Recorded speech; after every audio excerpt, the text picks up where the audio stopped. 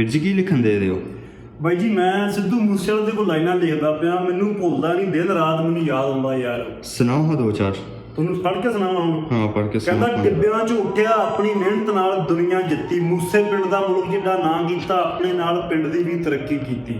ਬਦਸ਼ਕਲਾ ਵੀ ਸੁਣਿਆ ਤੇ ਗਾਲ ਵੀ ਖਾਧੀ, ਪਰ ਅੱਜ ਤੱਕ ਪਰਤ ਕੇ ਕਿਸੇ ਨੂੰ ਗੱਲ ਨਾ ਕੀਤੀ। ਅਣਖ ਤੇ ਰੋਹ ਵਾਲੇ ਗੀਤ ਗਾਏ, ਅੱਜ ਤੱਕ ਗੀਤਾਂ ਵਿੱਚ ਕੋਈ ਰਨ ਯੂਜ਼ ਨਾ ਕੀਤੀ। ਹਿੱਕ ਦੇ ਜ਼ੋਰ ਤੇ ਚੱਲਿਆ ਝੋਟਾ, ਆਪਣੇ ਦਮ ਤੇ ਗਾਇਕੀ ਕੀਤੀ। ਮੌਤ ਕੋਲੋਂ ਵੀ ਡਰਦਾ ਨਹੀਂ ਸੀ, ਆਪਣੇ ਗੀਤਾਂ ਵਿੱਚ ਕਈ ਵਾਰ ਇਹ ਗੱਲ ਵੀ ਕੀਤੀ, ਧਨ ਦੌਲਤ ਤੇ ਫੇਮ ਬੜੀ ਸੀ, ਪਰ ਫਿਰ ਵੀ ਪਿੰਡ ਰਹਿ ਕੇ ਖੇਤੀ ਕੀਤੀ। ਸੱਜਣ ਦੁਸ਼ਮਣ ਯਾਰ ਬੜੇ ਸੀ, ਕੁਝ ਆਪਣਿਆਂ ਦੁਸ਼ਮਣਾਂ ਤੋਂ ਵੀ ਮਾੜੀ ਕੀਤੀ। ਨਾਲ ਰਹਿ ਕੇ ਨਾਲ ਖਾ ਕੇ ਬਾਈ ਬਾਈ ਕਹਿ ਕੇ ਸਾਲਿਆਂ ਜਾਨ ਲੈਣ ਦੀ ਮੁਖੜੀ ਕੀਤੀ। ਉਹ ਸਾਲਟਾਂ ਅੱਗੇ ਛਾਤੀ ਕਰਕੇ ਦੋ ਫੈਰ ਵੀ ਕੱਢੇ, ਸ਼ੇਰ ਦੀ ਮੌਤ ਮਰਿਆ ਜੱਟ ਗਿੱਦੜ ਵਾਂਗੂ ਕੰਡਣਾ ਕੀਤੀ। ਗੋਲੀ ਵੱਜੀ ਬਾਹਾਂ ਤੇ ਟੈਟੂ, ਭੱਜਿਆ ਨਹੀਂ ਟੌਰ ਨਾ ਮਰਿਆ, ਹਰ ਉਹ ਗੱਲ ਸੱਚੀ ਜੱਟਾ ਜੋ ਜੋ ਵੀ ਤੂੰ ਕੀਤੀ।